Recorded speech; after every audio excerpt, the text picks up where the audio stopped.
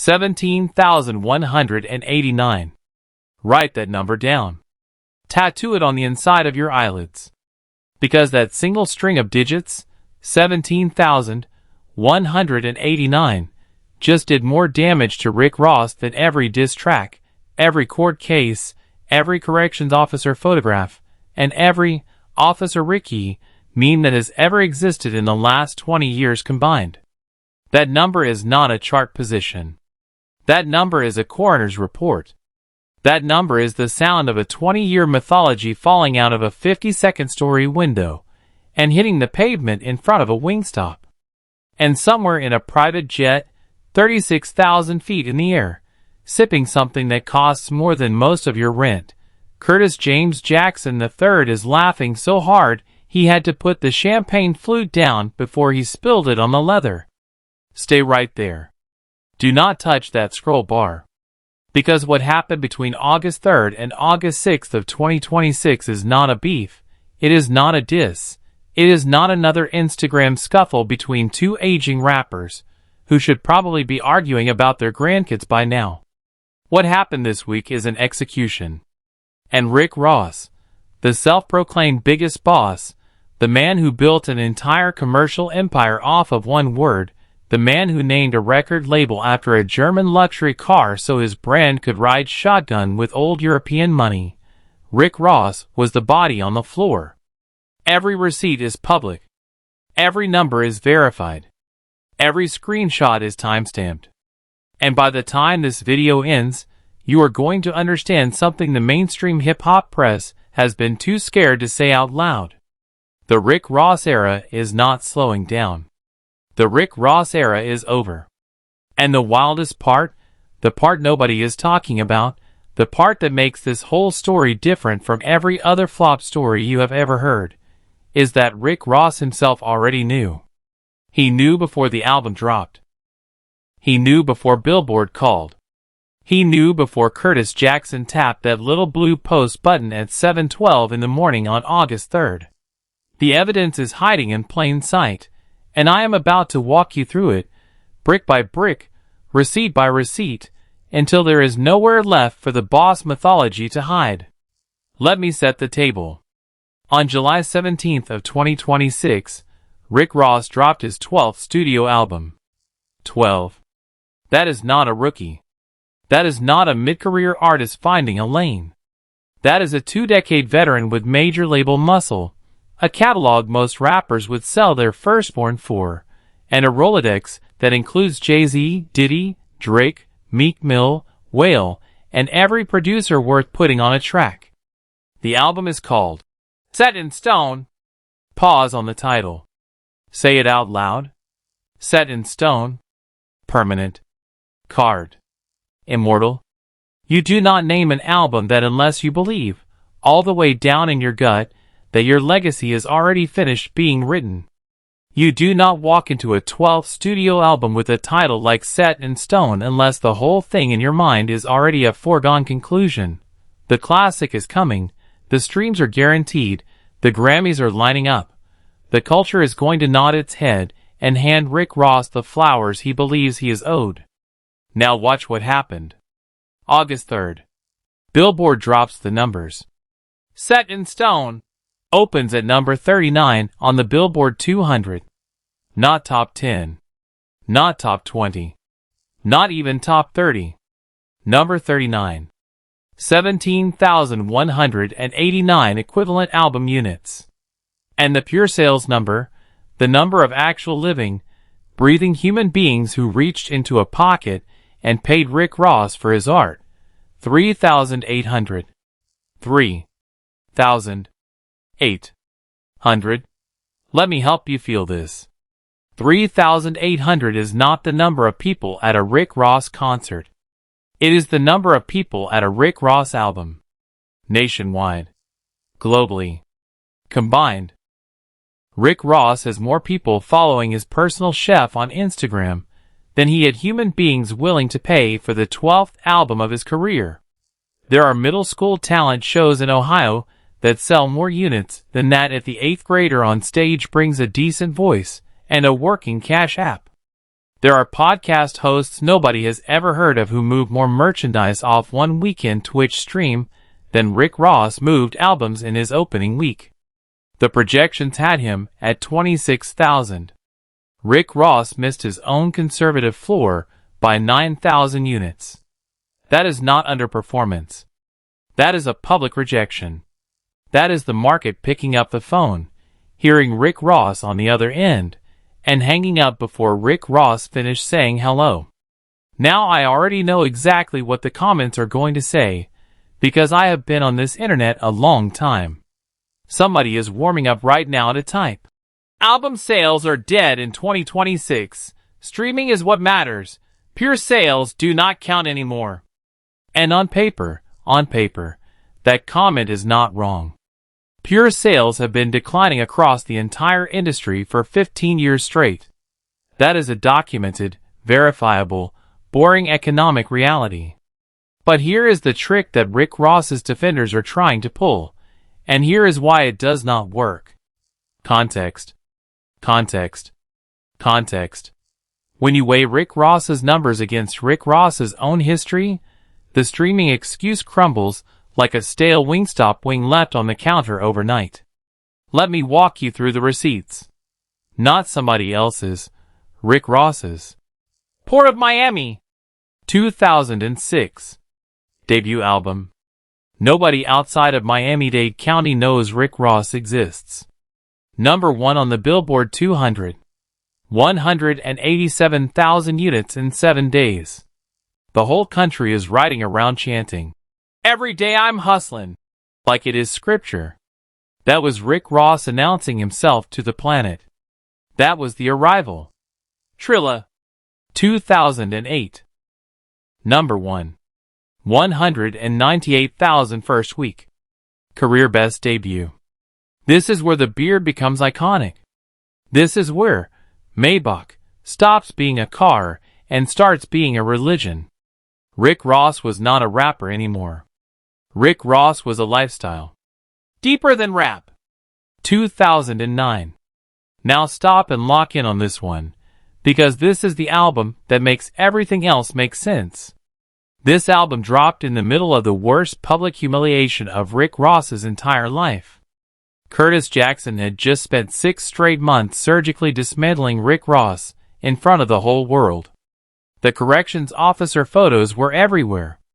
Officer Ricky was on every timeline. Rick Ross's baby's mother was on camera in a G-Unit vlog. Rick Ross's own child support paperwork was being posted on blogs. That is not beef. That is character assassination. And what did Rick Ross do? Number 1 album. 158,000 first week. In the middle of an industry-wide roast, Rick Ross still moved 158,000 units. That is what a fanbase looks like. That is what a brand shield looks like. Teflon Don, 2010. 176,000. BMF was a national event. Aston Martin Music was on every radio station between Atlanta and the Arctic Circle. Rick Ross was arguably the hottest rapper on planet Earth that summer. God forgives, I don't. 2012. 218,000 units in a single week. Career best. Peak Rick Ross. Peak boss. Now watch the slope. Mastermind. 179. Hood billionaire. Lower. Black market. Lower. Rather you than me. Lower. Port of Miami 2. Lower still. Every album, a step down the staircase. But it is a staircase. It is a decline you can measure, a slope you can graph, a trajectory you can predict. And then, set in stone, 17,000. Number 39. That is not a staircase. That is not a slope. That is a piano thrown out of a hotel window in an old Warner Brothers cartoon, whistling all the way down until it flattens the guy at the bottom into an accordion. Even inside the streaming era math, the number is a disaster.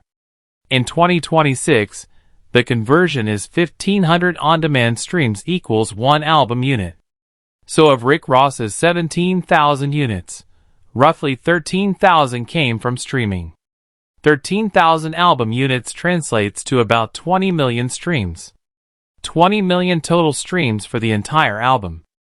12, 13, 14 songs of new Rick Ross music, and the whole project, pulled fewer streams in a week than one mid-tier single from a currently hot rapper does before lunch on Tuesday. Even inside the excuse falls apart. The streaming era is not what killed Rick Ross. Rick Ross's audience left. And here is a wrinkle nobody is reporting. Break the streaming number down by platform. Spotify pulled the largest share, as always, but the Spotify editorial placements were noticeably thin. Rap Caviar, the flagship playlist that historically catapulted Rick Ross singles into the culture, did not add a single track from Set in Stone in the first 7 days. Not one. Get Turned passed. Most Necessary passed. Feelin' Myself passed. Apple Music's The Plug gave Rick Ross a courtesy ad and then quietly rotated it out inside 72 hours. Audible metrics on Amazon Music barely moved. And YouTube, the last refuge for a rap veteran with a loyal older audience, logged fewer premiere day views on the lead single than a random Rick Ross freestyle from 2017 was still generating passively. That is not a bad rollout. That is a bad reception. Rick Ross did not lose the streaming era. The streaming era voted, and Rick Ross was not on the ballot. And this is where the villain enters the frame, because of course he does. Because when the receipts are this ugly and the target is this specific, there is only ever going to be one man in the ready room waiting for the door to swing open. Curtis. The exact same Curtis Jackson that Rick Ross tried to bury 17 years ago. The exact same Curtis Jackson that Rick Ross has been dodging in interviews, ignoring on Instagram, refusing to name in songs, pretending was not in the same industry, for almost 2 decades. That Curtis. That patient Curtis. That, I have been sitting on this vengeance since the Obama administration. Curtis Jackson. Curtis Jackson does not just carry grudges. Curtis Jackson underwrites them. Curtis Jackson takes them public. Curtis Jackson turns them into television shows. And when those Billboard numbers hit the internet on August 3rd, Curtis Jackson was already sitting at the desk, phone unlocked, thumb hovering over the Instagram compose button like a sniper with the safety off. Post number 1 dropped that same morning. Classic Curtis. That signature style where Curtis does not celebrate, Curtis mourns. Curtis pretends to be sad. Curtis pretends this is a tragedy Curtis tried to prevent. That fake sympathy is more devastating than any diss track ever recorded, because it does not make Curtis the villain. It makes Curtis the prophet. I hate that I was right. I tried to warn everybody. This is not a celebration, this is a eulogy. That is what Curtis does. Curtis does not throw punches. Curtis holds funerals. And then, the same day, post number 2. Because Curtis saw the engagement, saw the timeline eating post number 1 alive, saw the blog stealing screenshots inside of 40 minutes, and Curtis said, "No, we are not done, we are just getting started." 2 Instagram posts. 1 day. Same target. That is not marketing. That is not clout chasing. Curtis Jackson does not need Instagram engagement. Curtis Jackson has stars money, Sire Spirits money, horror series money, film production money, G-Unit Studios money, brand partnership money the size of a small country's GDP. Curtis Jackson does not need Rick Ross to be small so Curtis can be big. Curtis Jackson wants Rick Ross to be small because Curtis Jackson has been waiting 17 years to see it. This is not business. This is personal. This is dessert. And honestly, put yourself in Curtis Jackson's shoes for a second. In 2009, Curtis Jackson pulled every trick in the psychological warfare handbook. Corrections officer receipts, baby mother interviews, Officer Ricky, branding, court-worthy evidence, every angle, and Rick Ross survived it. Rick Ross did not just survive it. Rick Ross thrived. Deeper Than Rap went number 1. Teflon Don went classic. Rick Ross won a lawsuit against Curtis Jackson. Curtis Jackson had to watch, for the next 17 years, as the man Curtis exposed became a Wingstop tycoon, a Bel Air tycoon, a Georgia mansion tycoon. The universe made Curtis Jackson wait almost 2 decades for the receipt. And in the first week of August 2026, the universe finally slid it under the door. Curtis Jackson is not just posting. Curtis Jackson is framing this. Curtis Jackson is printing it on canvas. Curtis Jackson is putting this on the wall next to the Emmy nominations. But do not get comfortable, because the album numbers were only the pre-fight. The main event happened on August 4th in Detroit, Michigan. Rick Ross is on tour. Except, and Rick Ross's team does not want you to say this part out loud, Rick Ross is not headlining the tour. Rick Ross is a special guest on somebody else's tour. Read that word again. Special guest. The biggest boss, the Teflon Don, the man whose entire identity is being the biggest thing in any room Rick Ross walks into, is now the act that goes on at 7:45, while a third of the crowd is still in the parking lot arguing with the Uber driver. Special guest. There is no gentler way to say it. Rick Ross is opening for other people. Detroit, August 4th. Somebody in that venue pulled a phone out of a pocket and started recording. What they captured is now living on every hip-hop timeline in the free world. Rick Ross on stage, going through the motions, hitting the ad-libs, and behind Rick Ross, above Rick Ross, stretching all the way up into the cheap seats, a sea of empty. Not a few empty seats. Not.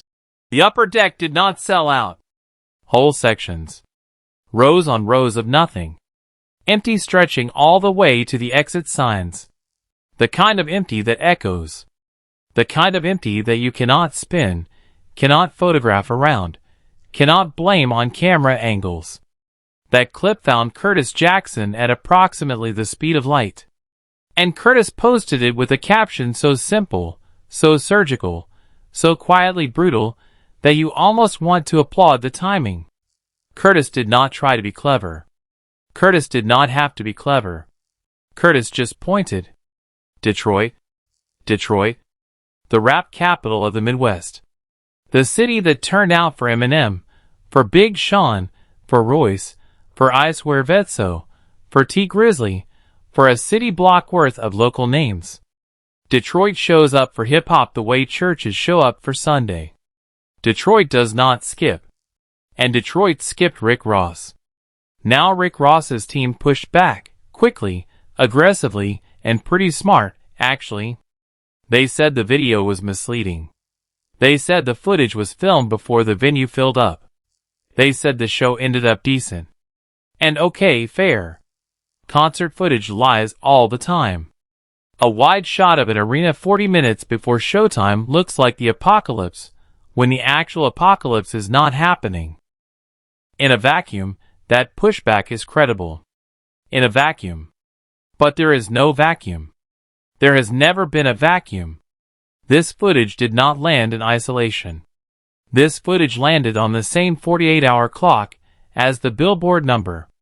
And this is the part Rick Ross's PR team cannot solve for, because it is not a PR problem. It is a physics problem. When you are winning, a bad video is a hiccup. When you are losing, a bad video is a diagnosis. Perception feeds on itself. The empty seats clip did not create the narrative. The empty seats clip confirmed the narrative that was already sitting on the runway waiting for a plane. And Curtis Jackson provided the plane.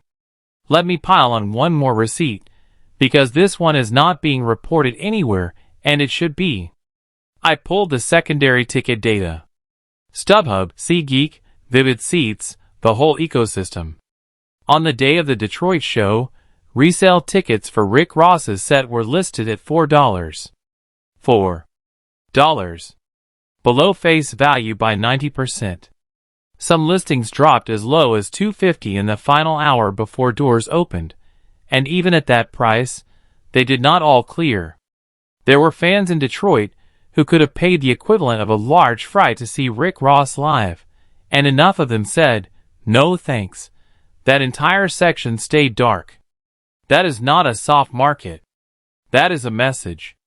The public is putting a price on Rick Ross's live product in real time, and the price is less than parking.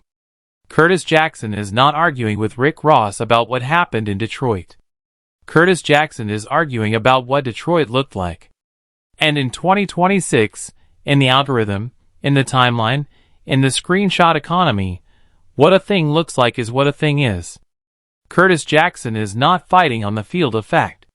Curtis Jackson is fighting on the field of vibe. And Rick Ross is getting cooked on that field. Now here is where Rick Ross made the mistake that turned a bad week into a career-defining one. August 5th. August 6th. Rick Ross decided to talk. Rick Ross's defense was the streaming argument. Rick Ross said the Billboard chart is a broken relic. Rick Ross said catalog revenue is real revenue. Rick Ross said touring is moving, brand deals are moving, publishing is moving, real estate is moving. And listen, I am going to say something the fan blogs are not going to say. Rick Ross is not wrong. Rick Ross is genuinely, technically, actuarially correct. A 20-year veteran with a stacked catalog does generate serious income from a dozen buckets the first week chart does not measure. Rick Ross's business is real. Rick Ross's Wingstop stack is real. Rick Ross's Bel Air numbers are real. Rick Ross's Georgia estate is real. The money is not the problem. But there is a but, the size of Rick Ross's chain collection, and here is the but? Nobody cares. I do not mean that as a joke. I mean that as a business analysis. The public does not process nuance. The public processes headlines. And the headline is not, Rick Ross's catalog is generating. The headline is, Rick Ross opened at 39 with 17,000 units. You cannot spin that headline. You cannot pull it apart on Twitter. You cannot streaming conversion factor your way out of it. You cannot walk into a culture that eats information in 9-second bites and hand it a spreadsheet. Rick Ross is bringing a spreadsheet to an emotion fight.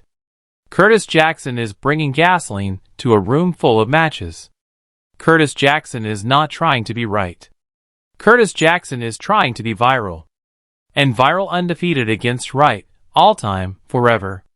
And then, and this is the part where the doctor puts down the clipboard, Rick Ross made it worse. Rick Ross went at Curtis Jackson's Tease collaboration. The one featuring unreleased Tupac vocals and a fresh Eminem verse.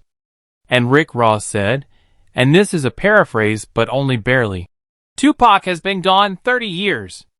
Let Tupac rest. Now hear me out. That statement in a vacuum is not stupid. The debate about posthumous Tupac releases is a legitimate debate. Hip-hop has been arguing about it since Machiavelli hit the shelves. Is it honoring a legacy? Is it exploiting an estate? Is it sacred or is it a cash grab wearing a halo? Smart people disagree. Rick Ross is not the first person to raise the objection, and Rick Ross will not be the last. In a vacuum, the take is fine. But there is no vacuum. There has never been a vacuum. Rick Ross does not get to be the moral voice on Tupac's legacy in the same week that Rick Ross's album did 17,000 units, and Curtis Jackson is posting empty seats footage from Detroit. The timing exposes the play. The timing turns a principled position into a life raft. The timing looks like what it is, deflection. A man losing an argument, pointing across the room, hoping the whole audience turns to look. The culture caught it in real time. Hip-hop Twitter, hip-hop TikTok, every barbershop podcast between here and the Atlantic Ocean, everybody caught it. Not because everybody disagreed with Rick Ross on Tupac. Because everybody understood that Rick Ross was not making a Tupac argument. Rick Ross was building a distraction, and Rick Ross was building it on live TV. Curtis Jackson's response to the Tupac take was, and I do not say this lightly, a masterpiece. Curtis Jackson did not write a paragraph. Curtis Jackson did not record a video. Curtis Jackson did not rant. Curtis Jackson simply reposted the Eminem Tupac teaser. No caption. No commentary. Just the audio. Just Tupac's voice, Eminem's verse, and the sound of Rick Ross's entire argument evaporating in real time. Because when you have Tupac and Eminem on a record, you do not need to argue. The record is the argument. Every stream, every comment, every "This is fire!" reply was a public vote against Rick Ross's position.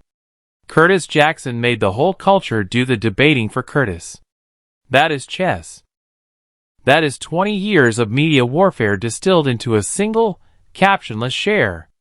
Now let me zoom out, because this is where the video pivots from flop breakdown into what this actually means. And I do not think anyone else is going to tell you this part, because it is uncomfortable. Rick Ross's entire artistic identity is built on one syllable. Boss. Everything, the Maybach references, the Wingstop franchises, the Evander Holyfield mansion, the fleet, the jewelry, the every day I'm hustling. Every last inch of it flows out of that one word. Rick Ross is the boss. Rick Ross is the biggest boss. Rick Ross is the boss the other bosses report to. That has been the entire branding thesis for 20 years. And for most of those 20 years, the receipts back the thesis.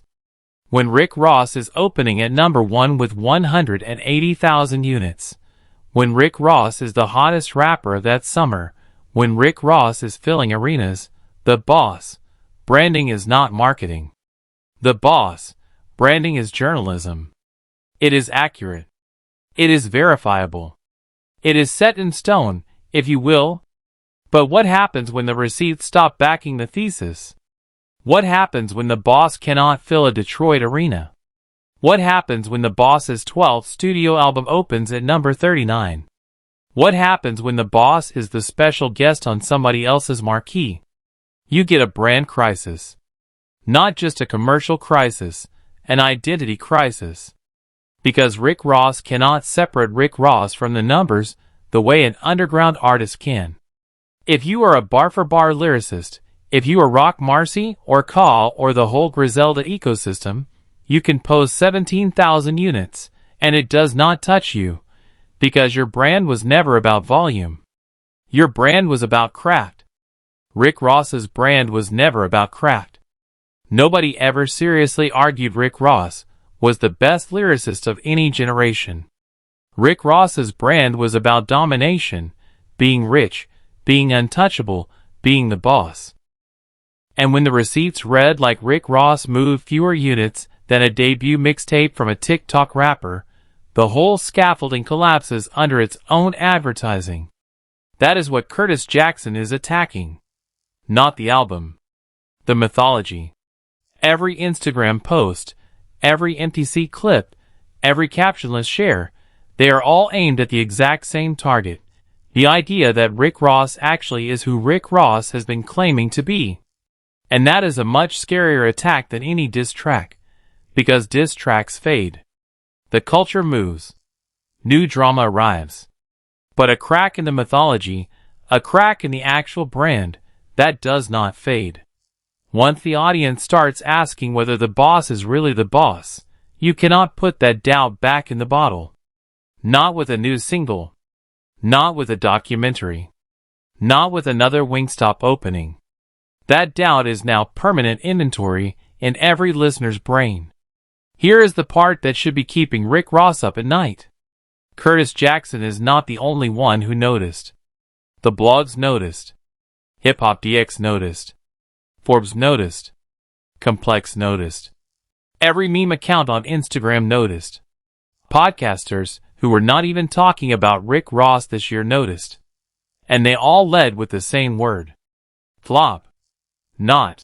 Underperformance. Not. Soft first week. Not. Streaming era numbers. Flop. The story stopped being the album. The story became the failure of the album. And when the story of your album release becomes the failure of your album release, you have already lost the marketing war. In 2026, the conversation is the product. And Rick Ross does not own the conversation anymore. Now let me pay the man his respect, because this is not a hit piece, and I want to be honest about it. Rick Ross has made incredible music. Teflon Don is a classic album, top to bottom. Deeper Than Rap is criminally underrated. Rich Forever is one of the best mixtapes of the last 20 years, full stop. Rick Ross's ear for production, those lush, orchestral, cinematic, almost soundtrack-level beats, is genuinely elite. That instinct changed an entire generation of Southern rap. Rick Ross's business acumen is real. Rick Ross took rap money and rolled it into franchise money, real estate money, brand money, distribution money. Rick Ross wrote a blueprint that a lot of younger rappers are copying to this day without giving Rick Ross the credit. But none of that, none of the classics, none of the businesses, none of the influence, buys Rick Ross a pass on a week like this one. That is the cruel math of the industry in 2026. Legacy earns you respect. Legacy does not earn you streams. Legacy does not fill arenas. Legacy does not put you in the top 10. Every single week, every single release, you auditioned all over again. And this week, Rick Ross auditioned and the industry said no. So what happens now? Curtis Jackson is not going anywhere. If you think 2 Instagram posts and a reposted Eminem teaser is the finale, you have not been paying attention for 17 years. Curtis Jackson is going to squeeze this for months. Curtis Jackson is going to bring it up in unrelated interviews. Curtis Jackson is going to reference it in captions about cognac.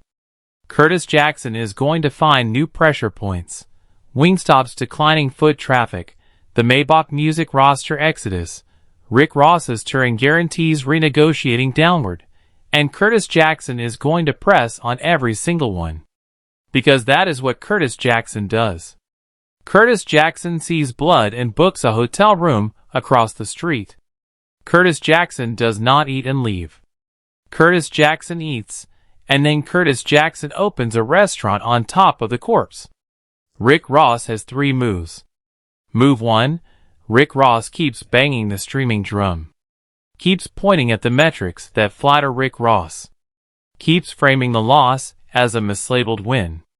That is a strategy. It is not a good one, but it is a strategy. Move 2, Rick Ross goes silent. Waits Curtis Jackson out. Bets on Curtis getting bored. There is only one problem with move 2. Curtis Jackson has been beefing with Rick Ross for 17 years and Curtis Jackson has never been bored. If anything, Curtis Jackson is more locked in now than in 2009. Curtis Jackson at 60 is worse than Curtis Jackson at 34. Curtis Jackson has more resources, more platforms, more patience, and more free time. And move 3, and nobody is talking about move 3, so pay attention. Rick Ross goes back to the music. Not the brand. Not the boss talk. Not the Maybach references. The music. Rick Ross gets in a booth, hungry for the first time in a decade, and Rick Ross makes the kind of raw, I have something to prove, basement window record that made Port of Miami a classic. Rick Ross stops trying to remind us Rick Ross is the boss, and starts making music that reminds us why we ever believed it. Rick Ross buries the numbers under great art. That is the only play that works. Kendrick did it. J. Cole did it. Jay-Z did it after Kingdom Come, got booed and came back with American Gangster. The music is always the answer to a numbers problem. The question is, can Rick Ross still do it? At this level of comfort? At this distance from hunger? At this point in a career where every meal is catered? I do not know. Nobody knows. Maybe not even Rick Ross. But here is what I do know. In August of 2026, Rick Ross dropped an album called Set in Stone, and the only thing that got set in stone was the worst opening week of Rick Ross's entire career. Curtis Jackson watched it happen and posted twice in one day. Detroit showed up on camera looking like a ghost town. Rick Ross tried to pivot to Tupac, and the culture called the bluff in real time. And right now, at this exact moment, the narrative around Rick Ross is uglier than it has ever been. Uglier than the corrections officer scandal. Uglier than Officer Ricky. Uglier than any single public humiliation in a career that has already survived several. Because in 2009, when Curtis Jackson exposed Rick Ross could point to the receipts. Deeper Than Rap went number 1. The music absorbed the blow. The brand held. The numbers were the shield that stopped every arrow. In 2026, the shield is gone. The numbers are the arrow. There is nothing left to block with. 17,189 units. Number 39. 3,800 pure sales. 2 Instagram posts. 1 empty arena. 1 deflection to Tupac. 1 reposted teaser. And Curtis Jackson, at 36,000 feet, laughing so hard Curtis had to put the flute down. That is not a bad week. That is a verdict. But this story is far from finished, because the sales number is just chapter 1. The Detroit footage is chapter 2. The Tupac deflection is chapter 3.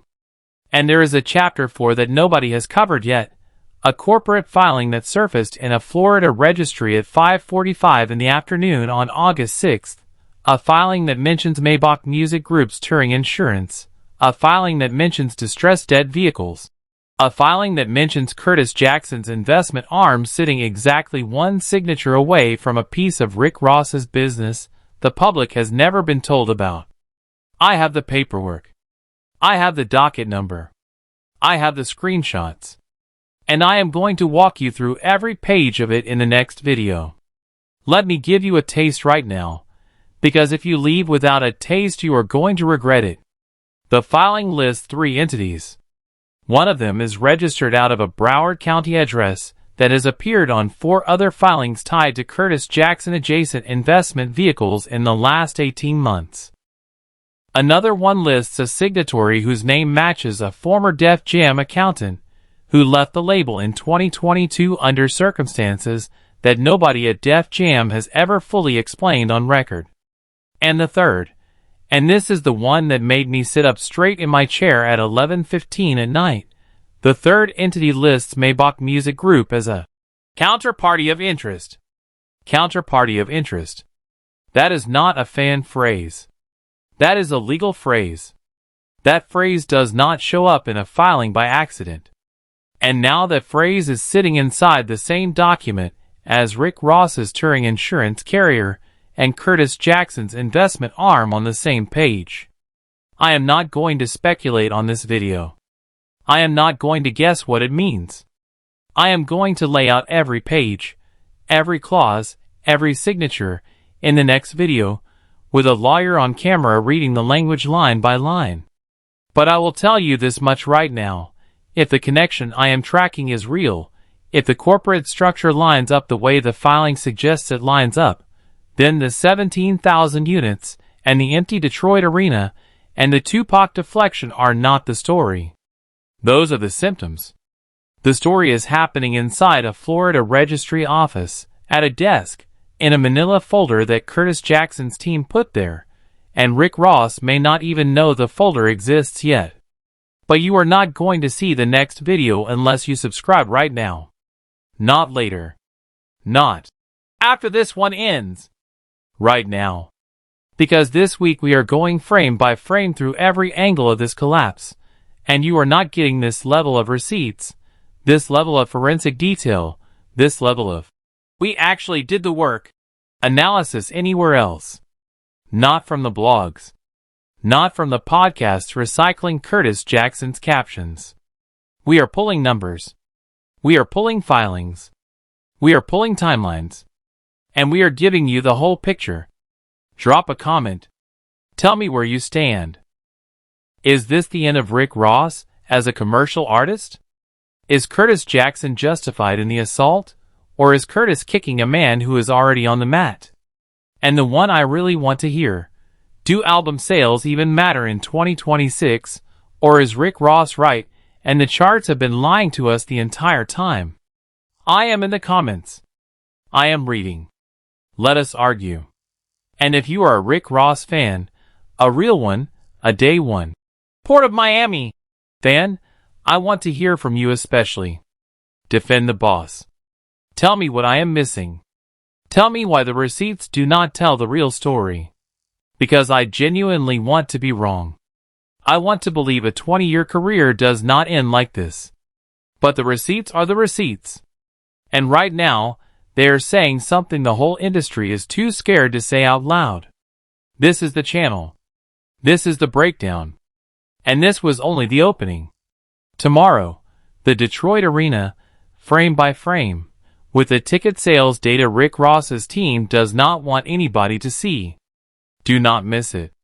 Do not scroll past it. Turn the bell notifications on. Because the next chapter is bigger than this one. And the chapter after that is bigger than both. 17,189. That is the number. That is the verdict. That is the week the boss mythology finally cracked open in front of the whole world.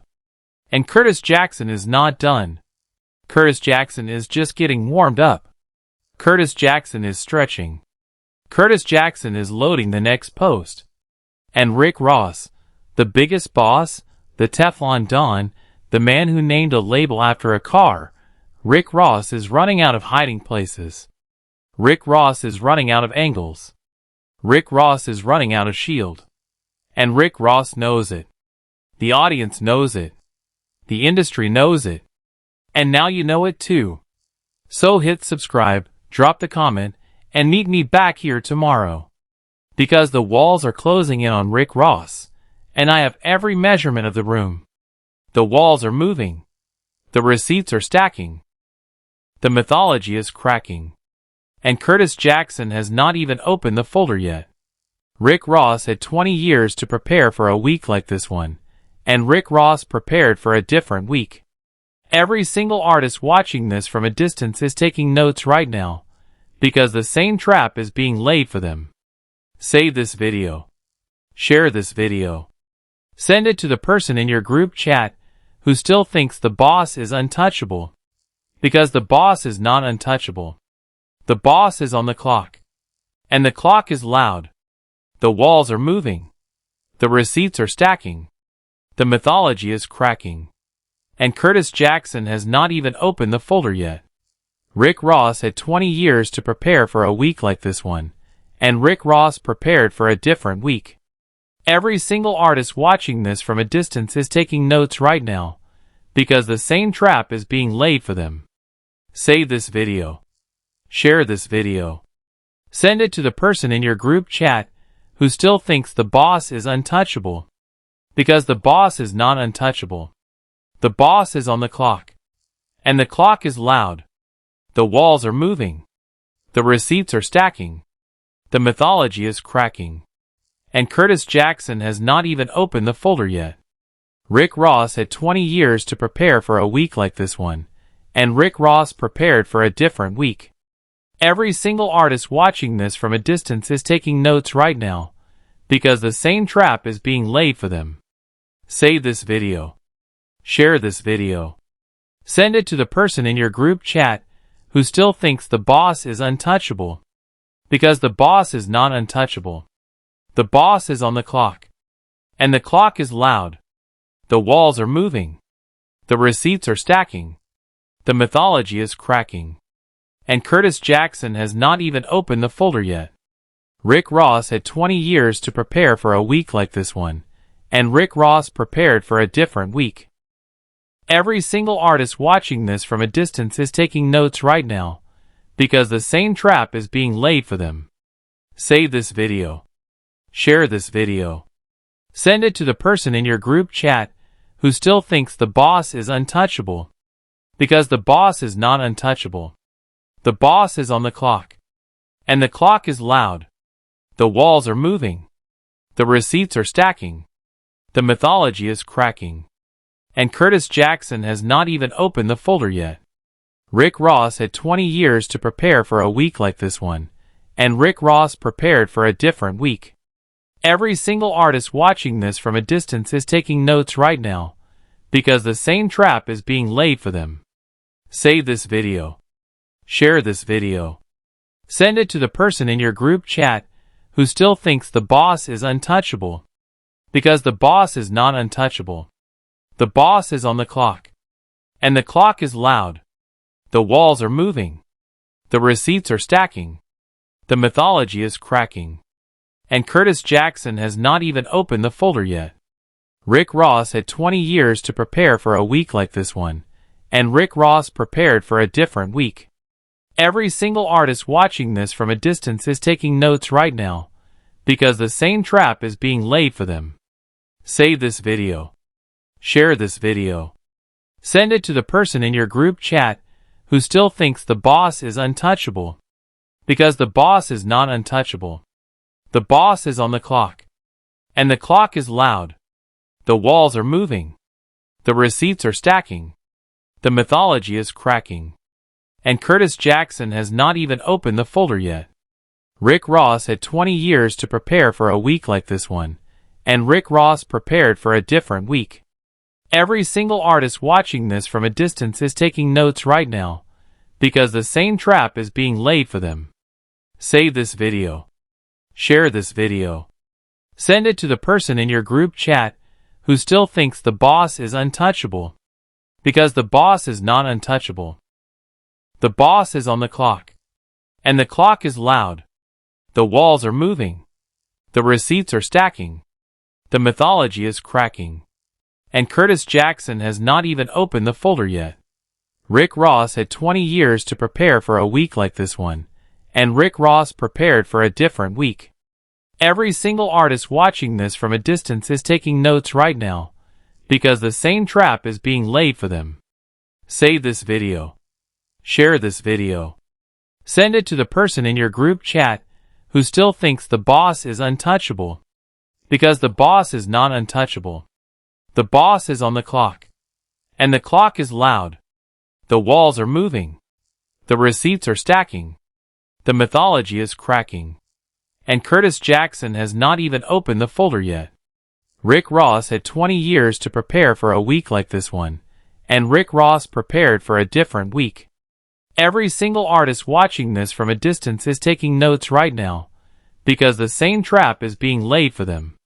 Save T.